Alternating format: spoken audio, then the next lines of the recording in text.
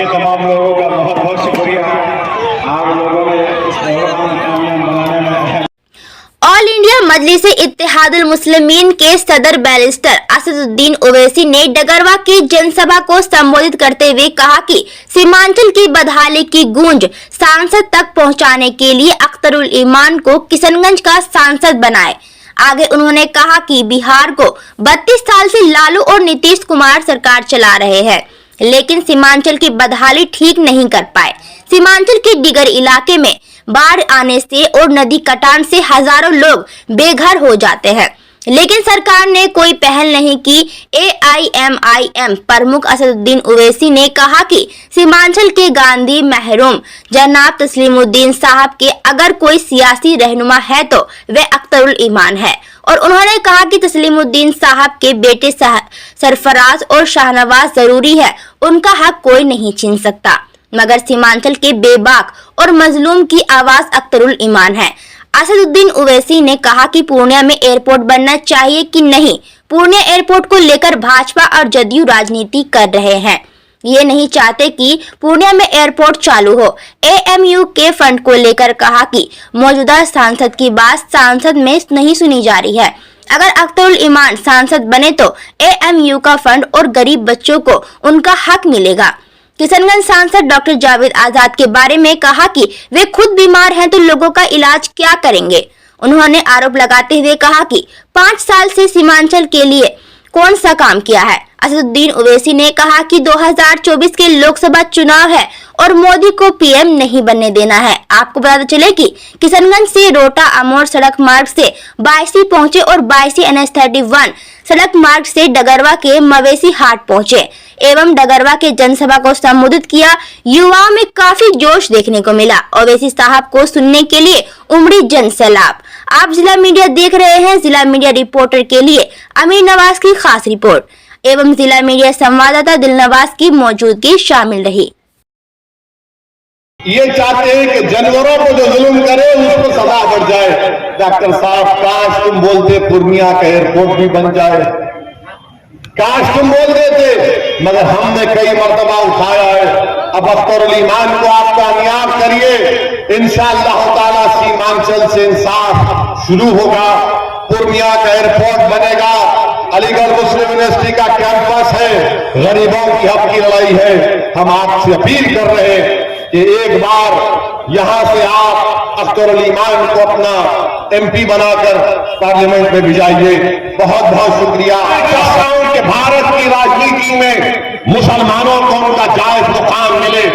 मैं चाहता हूं कि जिस तरह यादवों ने तरक्की की उस तरह सीमांचल का गरीब भी तरक्की करे। जिस तरह यादवों ने लालू और उसके परिवार को 17 साल सत्ता दी, नीतीश को 12-13 साल यानी 32 साल बिहार के निकल गए। लालू परिवार में और नीतीश में बताओ आपको क्या मिला मेरे भाई। मैं यहां पर क्या कोई हासिल करने आया हूं? मैं तो सिर्फ इंसाफ की लड़ाई लड़ने आया हूं अख्तरुल ईमान के साथ। बताइए क्या मिल रहा है आपको? ये 4 बेईमान चले गए जिनके पास तो कौन सी मिनिस्ट्री थी? डिजास्टर मैनेजमेंट,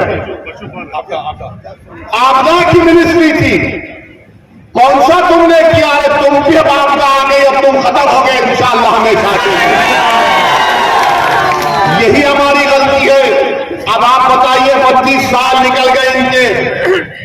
ये बिहार सरकार ने एक सर्वे किया, अख्तर भाई ने मुझे डेटा दिया, कुल्हिया बरादरी पूरे बिहार में 12,83,780 है।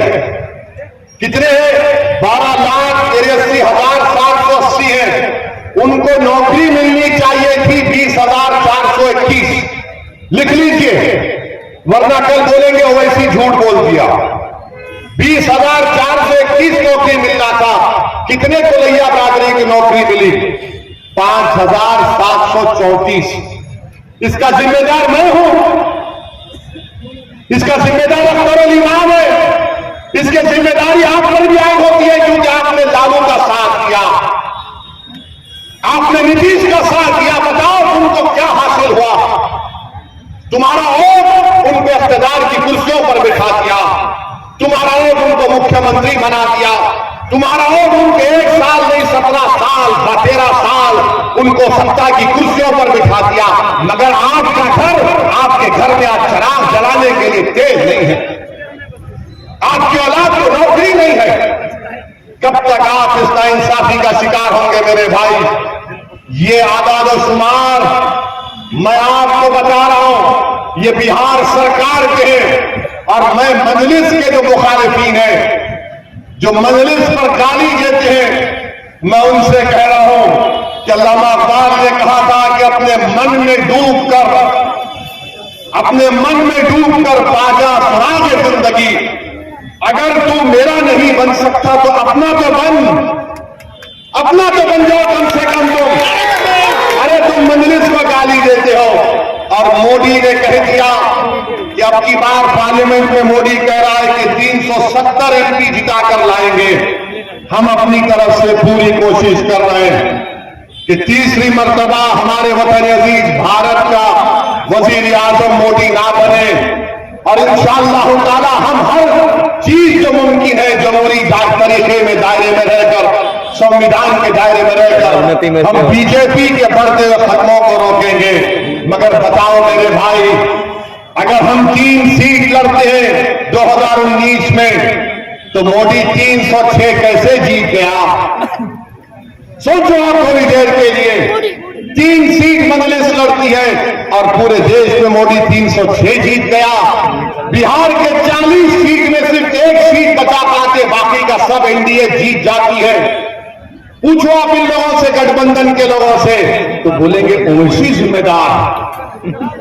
सही बात। अब ऐसा हो गया कि अगर किसी गठबंधन के घर नेता के घर में अगर गाय भैंस है, सुबह में गाय भैंस ने दूध नहीं दिया, मुर्गा ने आवाज नहीं लगाई सुबह 4 बजे, तो कोई जाकर पूछेगा आज मुर्गा ने आवाज नहीं लगाई, भैंस ने दूध नहीं दिया, क्या वजह? तो बोलेगा ओवैसी दरगाह में आया था, यहां से गया है, इसीलिए भैंस ने कहा कि हम दूध नहीं देंगे।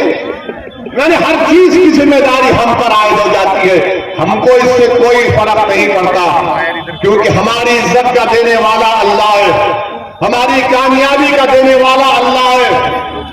और मुझे इस दुनिया में अगर हूं तो मुझे सिर्फ यही करना है कि कोशिश करूं कि गरीब और मजलूमों का फायदा हो जाए, चाहे वो मुसलमान हो या हमारे हिंदू दलित भाई हो या ओबीसी भाई हो। मेरे अजीज दोस्तों और बुजुर्गों, मेरी आपसे गुजारिश है कि आप अच्छे तरीके से अपने वोट का इस्तेमाल करिए। याद रखिए, बीजेपी के बढ़ते हुए कदमों को रोकना है। तीसरी मर्तबा मोदी को भारत का वजीर आजम बनने से रोकना है। पार्लियामेंट में आज मोदी के 306 एमपी में एक भी मुस्लिम एमपी नहीं है, एक मुस्लिम मिनिस्टर नहीं है। आज पार्लियामेंट में कितने मुसलमान एमपी हैं बताइए आप? आपकी हमारी आबादी 17 करोड़ 2011 का सेंसस कहता है 14% के लिहाज से हमारे 50 से ज्यादा एमपी होने चाहिए, मगर कितने एमपी आपके जीत कर जाते हैं? 22 या 23 जीत कर जाते हैं।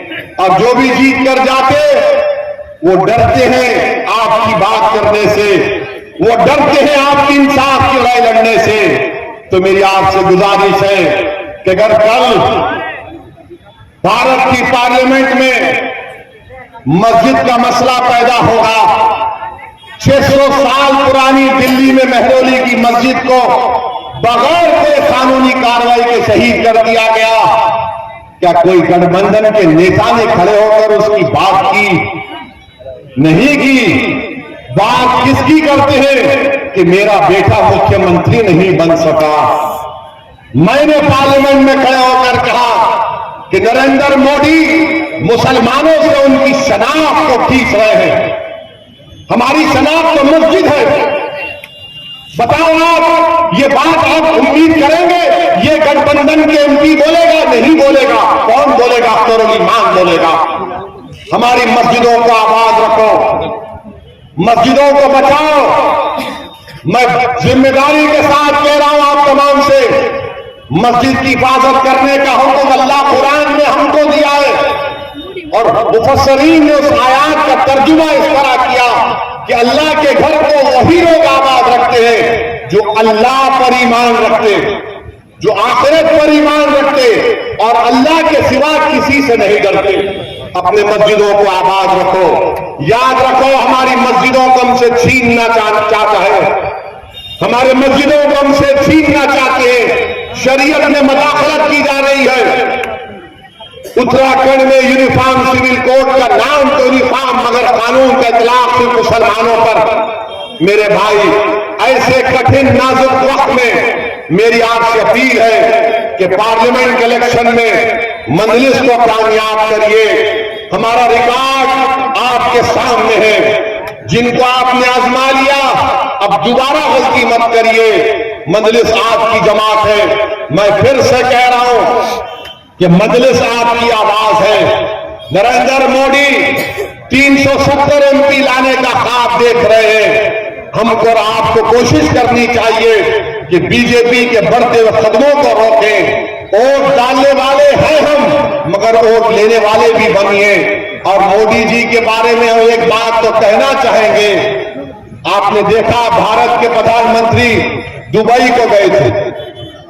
दुबई को गए तो दुबई के शेख को ऐसा गले लगते, उससे ऐसा लग रहा था कि दो भाई मिल रहे हैं, या हबीबी बोल के उससे मिले। हम मोदी जी से पूछना चाह रहे हैं, हम मोदी जी से एक बात कहना भी चाह रहे हैं। मोदी जी, कभी अपने घर में आप बिल्किस बानो को बुलाइए। उस बिल्किस बानो को, जो आप मुख्यमंत्री थे, उसको 10-10 लोगों ने उसकी इज्जत लूटी। बिल्किस बानो हामिला थी, हमारी बेटी। उसकी 3 साल की बेटी को कत्ल कर दिया। उसकी मां का कत्ल हो गया, उसके परिवार के 2 लोगों का कत्ल हो गया। मोदी जी, जब आप दुबई के शेख को गले लगा सकते हैं, एक मासूम बिल्किस बानो को अपने घर को बुलाइए, उसके सर पर हाथ रखिए और उससे कहिए कि तुम मेरी बेटी की तरह हो, तुमसे इंसाफ होगा। मगर मोदी जी करेंगे या नहीं करेंगे मुझे नहीं मालूम, मगर बिल्किस बानो की आवाज भी मजलिस ने उठाई है। मेरे अजीज दोस्तों और बुजुर्गों, इस कठिन हालात में हम आपसे अपील कर रहे हैं कि इस कठिन हालात में हम